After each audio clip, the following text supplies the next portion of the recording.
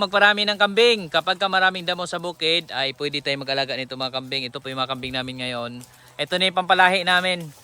Ayan, medyo malaki-laking lahi na yan. Para yung mga native nating kambing, yung mga anak nila, medyo malaki na rin, ma-upgrade na rin. Para mas, pwede natin ibenta ng medyo magandang-gandang presyo pagka mabibigat na ito. Pure native, oh. Ayan, ito, medyo malaki-laking lahi ng ibang kambing natin dito.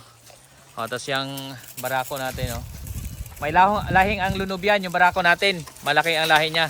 Tapos dito po, may mga pakawala tayong mga baka. May kambing tayo, baka, may mga baboy din tayo dyan. Nasa ilalim lang ng niyugan. So yung mga dumi ng mga alaga natin, fertilizer din ng niyog. Mabilis pong natutuyo. Tulad dito po, oh. Ayan, may baboy tayo dito, oh. May anak. Oh, may mga dumi-dumi dyan sa gilid, pero natutuyo pong agad, walang amoy dito. So yun po yung advantage. Ayan po. Ang marami natin dito, mga babaeng kambing, kasi yung mga lalaking kambing, usually, binibenta natin para hindi magkaroon ng inbreeding, hindi yung sila-sila na lamang maglalahian. No, may mga baboy dito doon banda, oh. Yan, barako. Tapos yung housing, mahalaga po na may housing yung mga kambing. Ito, may housing tayo dyan. Tapos ito, meron tayong housing. So ayun, oh. Ando yung mga kambing natin marami. Ayan. So isa lang sa maintenance dito sa kambing, kailangan rin natin silang purgahin. No, kapag lalo na pag tag-ulan, pero ngayon po wala tayong problema, ganito tag-init. So hindi kami nagpupurga. Ino-observe lang namin kapag mapayat, tingin namin ay may bulate, pinupurga namin yung mga kambing. Ayan. So ang kon ko lang dito dati, nag-umpisa kami konti, tapos nung sumunod, bumili din tayo ng mga babaeng kambing. Kaya nagdagdagan to, which is anak lang ng anak yan. So ang sa akin kasi, imbis na ilagay namin sa bangko yung extra pera, pinabibili namin ng babaeng kambing para dumami pa. Kasi ang mga kambing, sa loob lamang ng 2 taon, nanganak ng 3 beses yan. No, kaya yung aking pinambili, halimbawa 5,000 na inahin yung binili natin, manganak yun ng 3 beses sa loob ng 2 taon. So magiging 20,000 na yun, kung tig 5,000 man yung presyo, no, nung isa. O, kaya mabilis magpatubo ng pera dito sa pagkakambing. Pero hindi ito tulad ng sa bangko, safe na safe yung pera. Dito rin may risk din kasi hindi naman natin alam kung mamamatay yung kambing natin ay wala rin, no? Mawala din yung ating puhunan. Pero kapag sila na may inaalagaan natin maigi, napalaki natin at naparami natin sila, eh magandang balik din sa atin. No, tulad dito sa amin, ilalim ng niyog niyan, punong-puno ng niyog diyan. May mga bunga rin yung mga niyog natin dito. O, sa baba niyan, madamo. So yung damo, kambing, nakakatulong sila sa pag-maintain nung damuhan dito. Kaya ito po yung paligid natin, oh. Ayan, hanggang doon yan, oh. Oh, malinis, no? Pero itong damo naman, mini-maintain din yan. Hindi rin porket may kambing ay malinis na agad. Kasi kailangan din po nating tanggalin yung mga damong lumalaki dyan, yung mga damong hindi kinakain ng kambing. No, tinatanggal din po namin, pinapalinis din namin. Hanggang sa naiiwan na lang itong ganitong damo, mga kogon, carabao grass, makahiya plant, mga ganyang damo, eh kinakain ng mga kambing yan. Tapos ang palibot naman doon sa lambat, nilagay natin ay itong Madre de Cacao. So Madre de Cacao, yung mga dahon yan kinakain ng kambing, mulberry, Madre de Agua, ipil-ipil, yan, maganda po yan na itanim sa paligid ng lambat dahil kinakain ng mga kambing natin. So malaking bagay po, ayan, oh, yan mo. Oh, kapag inaabot namin yung dahon ng Madre de Cacao, yung mga kambing doon din papunta. Nakikikain din ng mga dahon. No, yun yung maganda kasi hindi na tayo bibili ng feeds dito. Isang kuan lang. Isang gastusan lang. No, yung pambili nating kambing, bumili tayong kambing, tapos mga damo-damo diyan, mga dahon-dahon ay pwede nang ibigay din pagkain sa mga kambing natin. Yan yung pinakamalaking advantage dito sa kambing.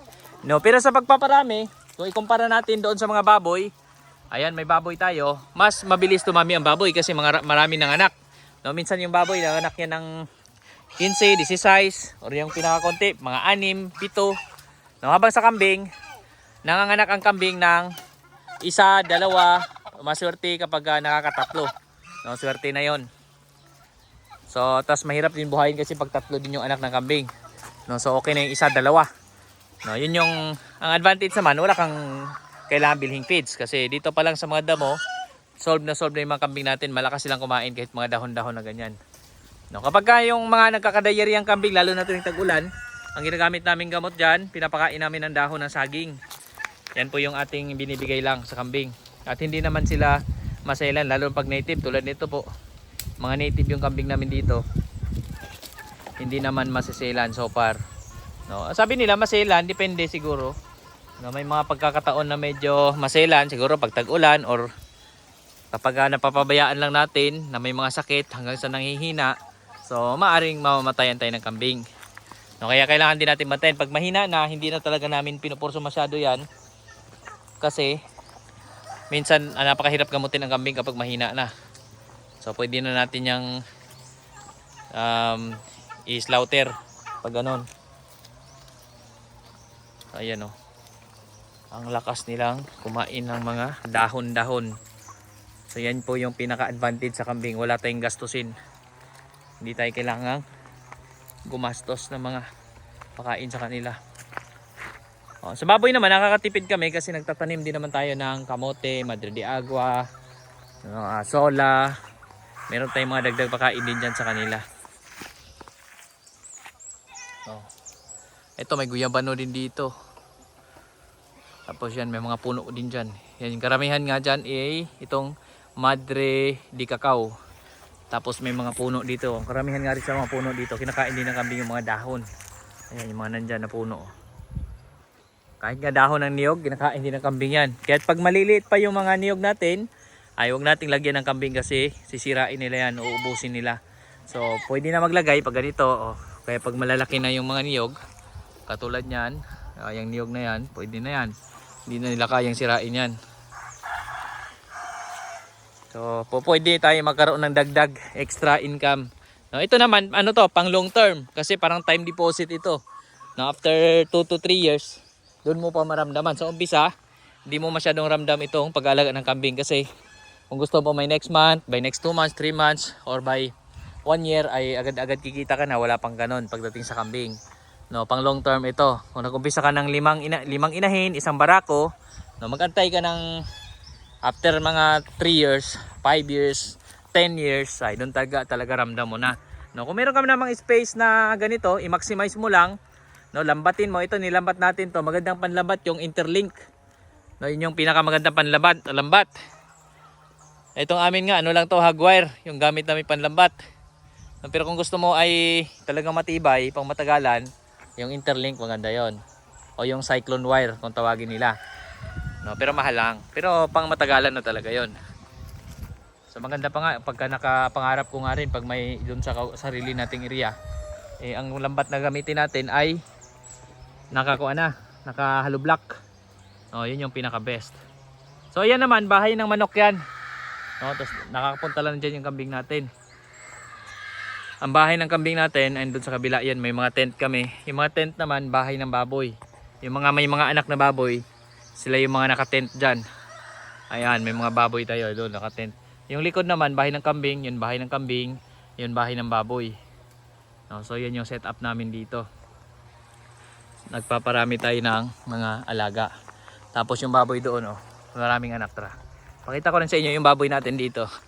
Bukod sa kambing, manok na gumagala, may baboy din tayo. Ang maganda sa baboy, marami siyang mga anak. No, kung meron kang 5 inahing baboy, ay ayos na. Malaking tulong na rin yan. Basta magtanim ka lang din dagdag pagkain sa mga baboy. No, pero hindi ito tulad ng kambing. Yung kambing, walang problema sa pagkain kasi damo-damo. Pero itong baboy, kailangan mo pakainin. Tulad nito. Ito po, naka-16 na anak to, 16 na anak. Pero ngayon, natirhan siya ng 14. So sana, magtuloy-tuloy na mabuhay lahat to. Goods na goods yan. Ganun karami, isang anakan lang, 14 anak. Ang galing na, maganda na. Tapos maganda rin naman presyo ng mga biik. Pinapainom lang namin to. Yan, naka-tent lang yan dyan. Pwede rin, dati naka-free range itong mga baboy natin.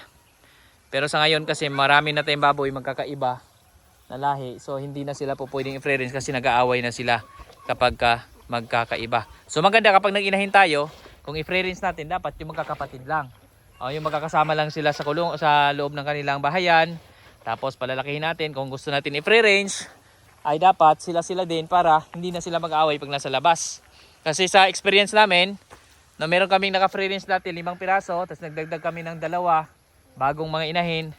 Nag-aaway sila kasi hindi sila magkakilala. So unlike doon sa mga magkakasama na ay walang problema. So ito po, napakalawak ng galaan ng mga kambing natin at napakaraming damo ng kanilang makakain dito. Oh. Kahit saan sila mapadpad dyan, ang dami nila makakain ng damo kasi ito, nakalambat po siya. Siguro nasa 3 hectares po siguro itong nalambat na ito. Oh, kahit dyan, gagala sila dyan. Doon sa likod na yon, oh, ang dami pa doon damo. So napakaraming damo na kanila makakain. Ayun pa, hanggang doon sa dulo. Ayan po, napakalawak na itong damuhan na to. Kaya solve na solve yung kambing natin. At kahit nahayaan lang natin sila dyan, na akyat baba doon sa bahayan nila, ay wala tayong problema. Hindi na namin kailangan magkumpay sa lawak ng damuhan na to. At yung kambing naman natin na hindi pa ganun kadami, no, na talaga masasagad na yung damo, hindi pa nila kayang sagarin yan dahil sa dami nila. Kapag gano'n naman, pag dumating ang panahon na tingin natin masasagad nila yung damo, ay pwede nating hati-hatiin para makapagpahinga yung ibang area. Tapos tutubo ang damo doon, saka naman natin ibalik sila. Tapos pwede rin na magtanim tayo ng napier grass or mais. No, yung mga kambing natin, may nakikita tayong mga kambingan. No, nababanggit na rin natin sa ibang video to, kasi yun yung mga nakikita natin. Meron silang mga bahayan, nandun lang sa loob yung kambing, tapos kinukumpayan lang nila, kinukuha nila yung mga damo, pinapakain sa mga kambing nila. So yun po yung advantage naman doon sa pagka marami na masyado yung kambing natin at yung space natin ay kulang pa. So tamnan natin, punuin natin. Kung ito, halimbawa itong area na to, kakain siya dyan, gaganyan-ganyan siya. Kapag ito'y puno ng mais, napier grass, so isang tumpok pa lang dyan na tubo ng napier, busog ng isang kambing. No, pero pag ganito lang, kailangan niya pang kumain dyan, kumain doon hanggang pag ganon, bago siya mabusog.